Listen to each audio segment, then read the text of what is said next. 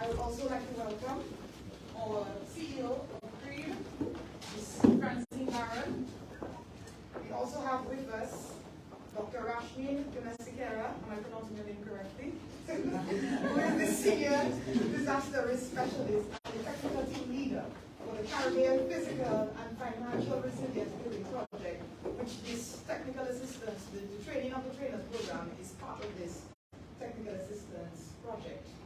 And we also have with us Mr. John Brian Collier, who is the program leader for sustainable development for the Caribbean at Boulevard.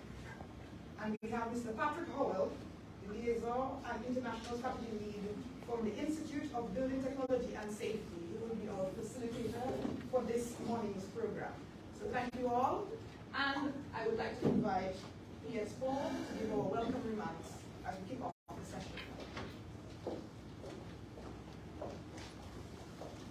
Thank you very much, Dr. Joseph. Let me recognize the CEO of CREAD, Ms. Barron, Dr.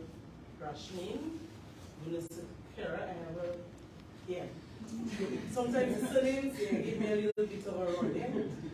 Also Mr. Patrick Howell from the Institute of the Building Technology and Safety, and of course our program lead for sustainable development. So I'm delighted to bring you warm greetings on behalf of the Minister and staff of the Ministry of Housing and Urban Development, and of course to briefly remark on the relevance of today's engagement. The government is devoted to ensure that resilience is well woven in our sustainable development pursuits. Housing being on the front line, given our Hurricane Maria experience, which decimated our housing stock. We have committed never to return to a state of 90% of our housing stock sustaining climatic damage, or over 5,000 of our homes being destroyed in any one disaster. As far as is humanly possible, we seek to return our Dominican households to properties fit to withstand climate-induced hazards and at a safe and often inclusive and productive environment to its members. And so we are very pleased that the implementers of the Caribbean Physical and Financial Resilience Building Project under the Caribbean Disaster Risk Financing Technical Assistance chose Dominica as the pilot location for the training of trainers. This program, centered around building the capacity of our building professionals, is meant to develop, to test, and to validate a regional training strategy that could be applied for the Caribbean soil. Of course, this is one additional scope point of our resolve to assure you with the evidence and provide you with the evidence that we are well positioned to deliver on the established indicators of resilience and the monitoring reports of our CRRB, achievements of our CRRB targets that we have set up for ourselves. We set up 20 ambitious CRRB targets, and we are now in the process of establishing the baseline data so that we can report on our progress of getting it.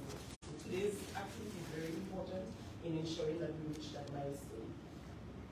Again, it is important to understand the value of this lifetime opportunity within the context of the Ministry, the portfolio of the Ministry of Housing and Urban Development, which bears the responsibility for land management, development control, housing, property valuation, rent and tenancy control, and others. All of our public services have a direct impact on national development, and more specifically the models that make the built environment that we anticipate should last a lifetime. A significant part of becoming resilient, however, and of any housing revolution program is to ensure that we have the requisite skills and knowledge transfer that are adaptive and will serve current and future generations. Given the global challenges that continue to confront us, it is imperative that we have a readily available human resource pool that will continue to break the glass ceiling, who will innovate, and who can piggyback on indigenous but ingenuous building knowledge and in accordance with prescribed laws, prescribed regulations, and processes. Not too long ago, at the start of this year, we witnessed the handing over of 63 resilient homes across Dominica by the Minister of Responsibility for Housing. More homes, Dominica is committed to building more homes,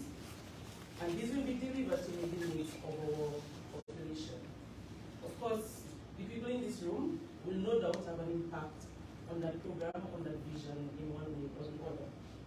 Our National Development Framework advocates for increased collaboration and joint execution of programs such as this 3-day workshop organized with the support of CREAD and the World Bank team. This workshop will enable building professionals from both the private and the public spheres to strengthen their relationships, consequently improving adherence to compliance requirements in meeting our national objective of resilience. This, ladies and gentlemen, is a manifestation of the reset enunciated by the Prime Minister at the start of the recent parliamentary term in December 2022. So I'm very happy that we had good response from the divisions within the ministry, also from our partners who I'm certain will be joining us this morning, that you are willing to support the ministry in its intensification of its efforts to leverage existing capacity to shape our professionals into the movers and the builders of a new and sustainable generation.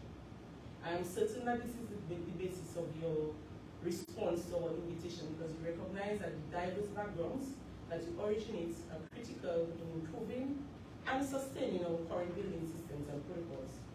And of course, you play an important role in imparting that knowledge and skills to those who operate within your professional communities.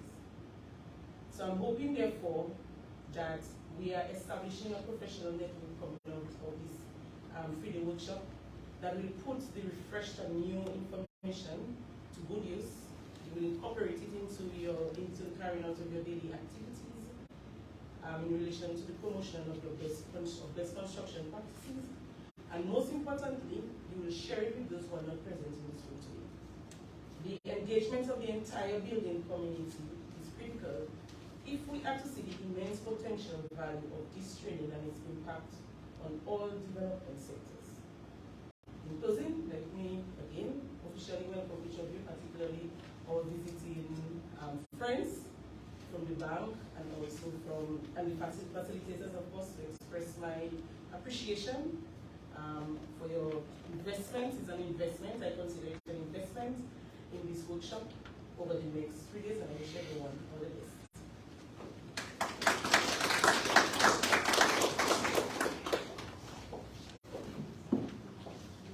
Thank you, P.S. Paul, for that very robust reminder of why capacity building initiatives such as these are very important to our resilient and sustainable development agenda. And so without further ado, I would like to invite Ms. Francine Barron, the Chief Executive Officer of the Climate Resilience Executive Agency for Dominica, to share some remarks with us.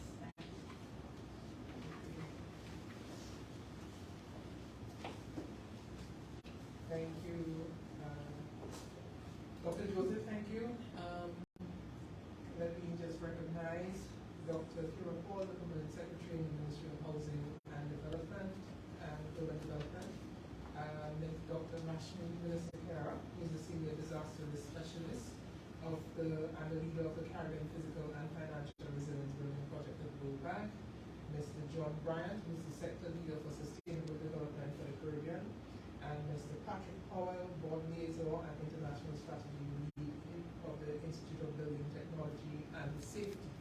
Also, the other facilitators, the participants of this workshop, and support staff. Good morning.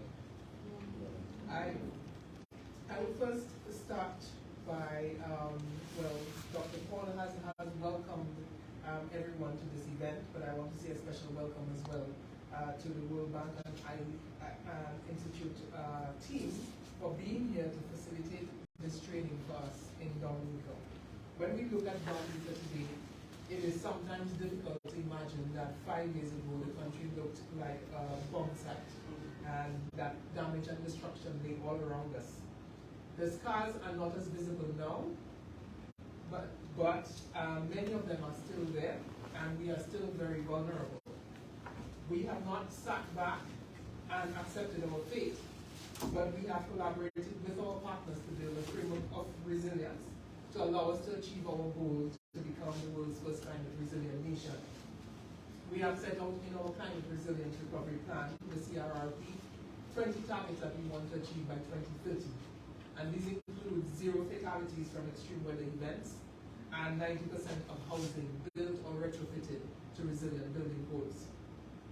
I remind us of the assessment done of damage to our housing sector in the post-disaster needs assessment report in the immediate aftermath of Hurricane Maria 5 years ago.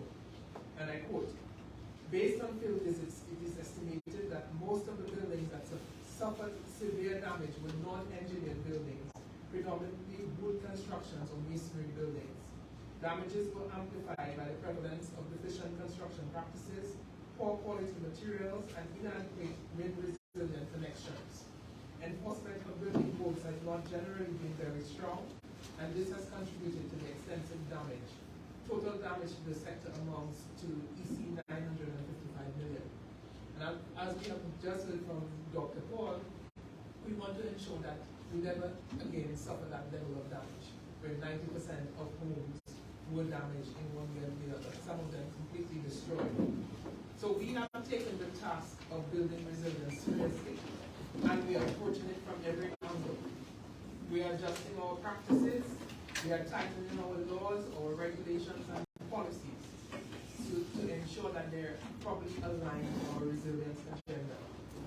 So as part of Dominica's efforts, the government has adopted the OECS building code, which among other things requires more inspections of building construction by the Physical Planning Division. And in that regard, I'm very pleased to see that there are a number of persons represented from the Physical Planning Division. Also, it speaks to construction materials meeting the quality requirements in the code, enhanced site safety requirements, and climate change adaptation considerations in the design, among many others. So it is important that as many persons are aware and knowledgeable of what is contained in the code and are trained to implement it. It is in this regard, CREAD has been pleased to collaborate with the World Bank, the Institute of Building Technology and Safety, and the Ministry of Housing under the World Bank Caribbean Physical and Financial Resilience Building Project to organize this training of trainers program that will equip the participants from the private and public sector with the skills for the effective implementation of the OECS building code, and will enable them and you all to impart the knowledge to others. This is just one cog in the wheel of what is a comprehensive approach by government to building greater resilience of our built infrastructure, whether it be of our bridges or roads or public buildings, utilities, or of housing.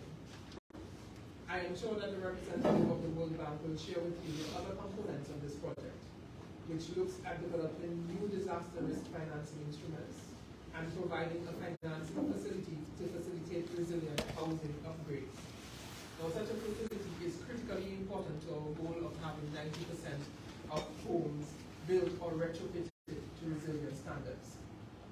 On the financial resilience aspect, it includes looking at a parametric product for the housing sector that links the reduction of vulnerability and greater resilience in the housing sector, while improving insurance affordability with lower premiums. As you may know, CREAD has developed, along with other partners, the Flexible Hurricane Protection Product, or the FHP as we call it. It is a parametric product that provides payout for policy holders if particular parameters are triggered without the need for an assessment of damage.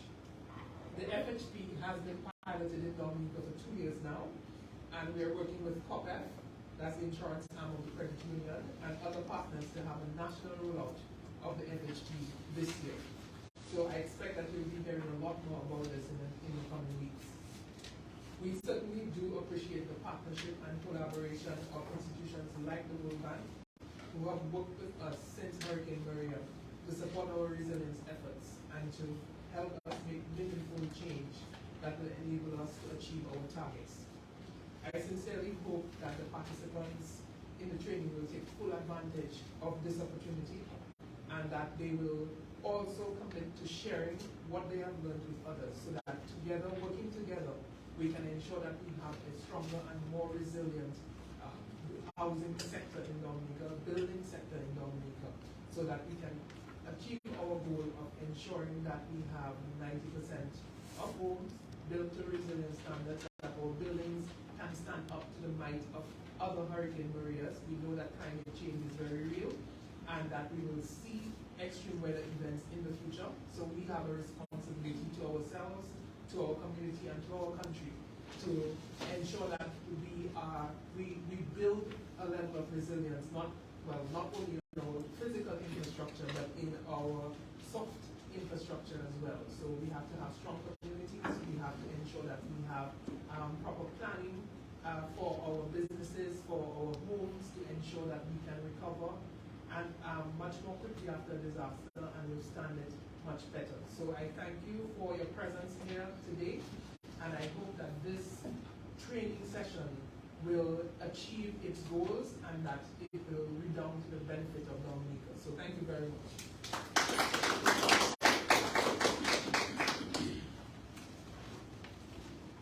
Thank you, CEO Baron, and for not only reminding us of where we have come from post-Hurricane Maria, but also articulating our vision for climate resilience, the targets that we have set for ourselves, and a very clear roadmap as to how we can achieve resilience in the built environment. And at this point, I'd like to invite J.B. Collier, a program leader for sales and development for the Caribbean and Boulevard, to give us a few remarks. Good morning. Dr. Paul and Ms. Barron, thank you very much for your inspiring words. I can't really add much to that. I want to build a bit on it for this meeting. This is one of the most beautiful countries in the world, and we want to preserve that. And Ms. Barron talked about the fact that it looks now, you don't see the damage of Hurricane Maria, but it's still there. You guys are the seeds for the trees that are being planted. It is critically important that you take your knowledge of how to sustain housing and spread it throughout the country. Because if the houses are safe for the next disaster, as Ms. Barron and Dr. Paul were discussing, the people in them will be safe and they can rebuild back faster. And they will be focused on rebuilding the country and not rebuilding their own little houses. So this is critically important, and it's people like you, it's the communities you represent, and more importantly than you yourselves, it's all of the people that you will train on the skills that you're learning, and then they will train and they will spread, and they'll say to their neighbor, oh, you really need to go and talk to so-and-so, because he can show you how to build the house that you're building better so that it can stand up. It's these human interactions that are important. And so we can talk about all of the goals and all of the long-term lofty ambitions that we have, that our partners have, that the government has. But if it doesn't filter down to the people and the people in this room who will then pass it on, it doesn't go farther. So I just want to reemphasize what both Dr. Paul and Ms. Barron have said, but also want you to really think about your part in this, because we're here and we're going to be doing our job. You're the critical people. This is about you, it's not about us. So I look forward to learning with you today on what you can do. The World Bank is committed long-term to Dominica and the Caribbean to making this resilience work, doing whatever we can and whatever our different capacities are to help the government and the people ensure that these things work. So with that, I don't want to take up a lot of your time, but I want to thank you for taking time out of your schedules to be here, and look forward to learning with you. And thank you, ladies, for being so inspirational, because I think it is the government that will lead, that the people will follow it. So thank you very much.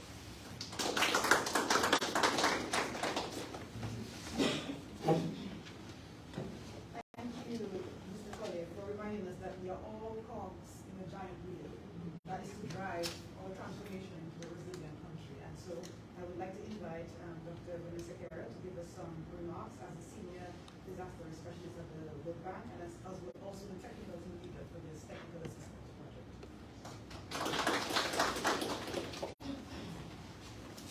Thank you very much, everyone. Thank you, dear Paul, Mr. Brown. Your colleagues, it's a real privilege for us to be here. This actually has been a long journey for quite a few years in developing the kind of what we are trying to do. And it really comes down to two different aspects. One in terms of development of physically resilient buildings, and also giving the benefit of that in terms of the financial resilience as well. So one of the key things that we are trying to do here is marry these two in terms of physical and financial resilience. But to do that, we really need to understand the physical resilience measures that are needed. And I'm really glad and really humbled that our colleagues and donors for this particular technical assistance program, the European Union, has funded this particular technical assistance project. Because with their support, we can now look at Dominica, but also from a regional perspective of how to develop the Caribbean, which is physically and financially resilient as well. I'm not going to take too much time, but we can get into more what that financial resilience part would actually be, and what you're learning as trainers would actually be going forward as well, in communicating those costs and benefits of the different types of risk intervention measures that we will actually be learning from as well. So I'll keep my short forward to you guys. Thank you so much. It's really a pleasure.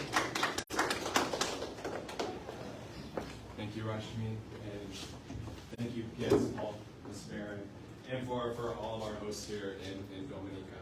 And so prior to really kicking off our program this morning, I just want to walk you through what our agenda is going to look like, a couple of really quick housekeeping items so we all know what to expect here. I'm just going to move myself over here, a couple of slides to share with you all.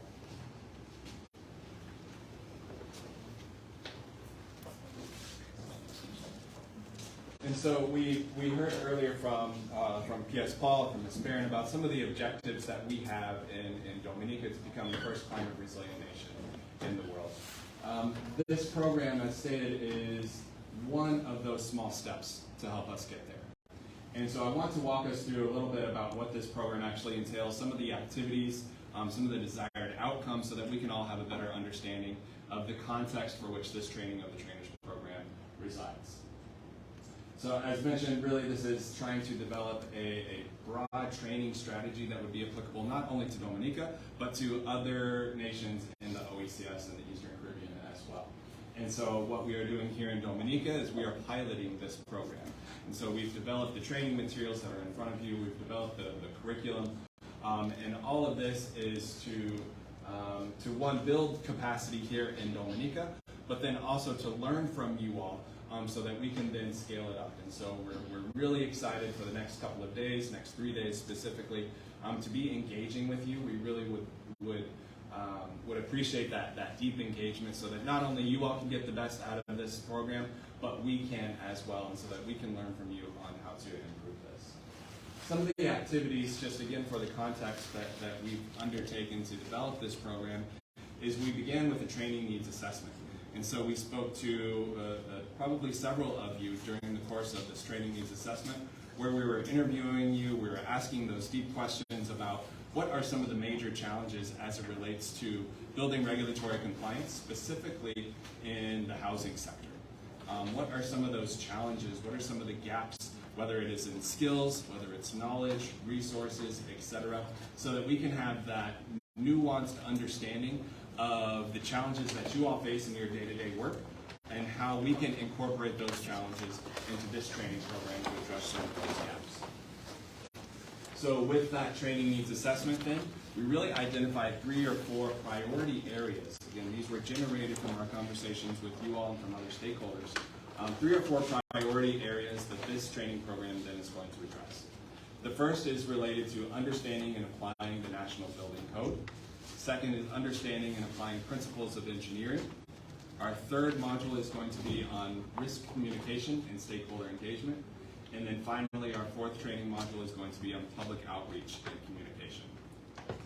Again, each one of these has a nuanced understanding from you all of what those challenges were and how this program can then address that. I'll again point back to this being a pilot program, and we're really looking for your feedback here as well. And so at the end of each day, we are also going to have a participant survey that we'll provide to each of you, so that we can learn from you all on how this can be improved, what went well, what didn't go well, and what should be included in future iterations of the training and trainers program. Just a brief then overview of what our next couple of days are going to look like. So today, introductions, we're also going to be setting the context for the disaster risk environment in the housing sector here in Dominica. Then we're going to jump into the first module, which is understanding and applying the National Building Code. Tomorrow, we will then dive into our second module, which is going to be understanding and applying principles of engineering. We also have a site visit tomorrow, so we'll be leaving this area, we'll be boarding a bus, we'll be going out to construction sites, and the Build Change team is going to lead us through several activities there so that we can then apply what we have learned in the classroom. And finally, day 3 is when we will discuss our communication-related modules.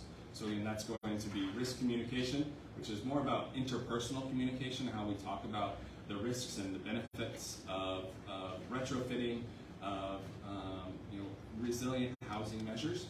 And then we'll end the day with public outreach, which is more going to address how we talk about this issue to a really large audience, perhaps even nationwide. Again, each day we're going to have student exercises to reinforce the learning of all of the modules for each day. In terms of housekeeping, we do have some snacks over here. We've got some scheduled breaks for snacks, which will be in the mid-morning. You all have copies of the agenda in front of you to get an idea of what to expect for each day. We'll also have a lunch break, and then again we'll have student activities at the end of the day with lecture in between each one of those sections. We do ask that if you need to take a phone call, of course we understand, please do so. We just ask that you step outside of the conference room. And also being mindful of the others that are working here in this office, that if you need to, go ahead and step all the way outside at the top of the stairs where we came into, where we entered the building, so that you can have that privacy, but we can also respect those that are hosting us here in the Fisheries building. Restrooms, if you saw them, or perhaps not, can be found if you walk out this door directly to the left and take a right. You'll find restrooms there. And I believe we are all set for a really successful and hopefully productive training session. So thank you all for being here. I'm happy to be your host. If there's anything that I or the rest of the team can do to make this more productive for you all, please let us know at the time that you need it. And with that then, I'm going to turn it over to our Build Change colleagues. They are going to walk us through, as I mentioned, some of the disaster risk context, as well as the housing, and so that we're all familiar with what it is that we're talking about here before we take a deep dive into some of the more technical content later this afternoon on the building codes. Thank you.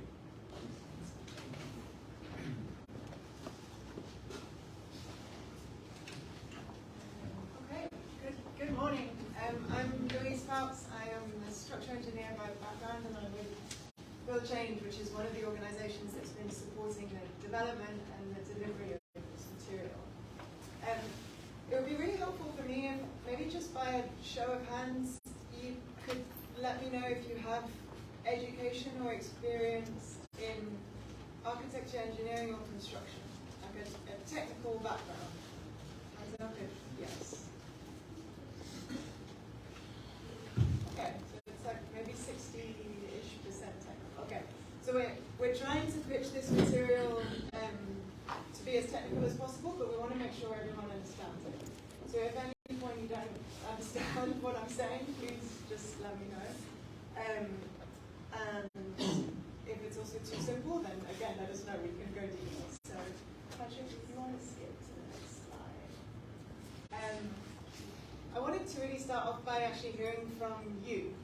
We've already had quite a lot of talking from us this morning, so I wanted to hear from the room what you've experienced. Maybe we can start with wind hazards. Again, by a show of hands, I'm imagining this will be high. Who has experienced against tropical storms? Oh, so not everybody, okay. I thought maybe every hand would go up. Interesting. What about earthquakes? Gosh, really, everybody. From the participants, have the earthquakes been in Dominica that you felt them? Where has they been?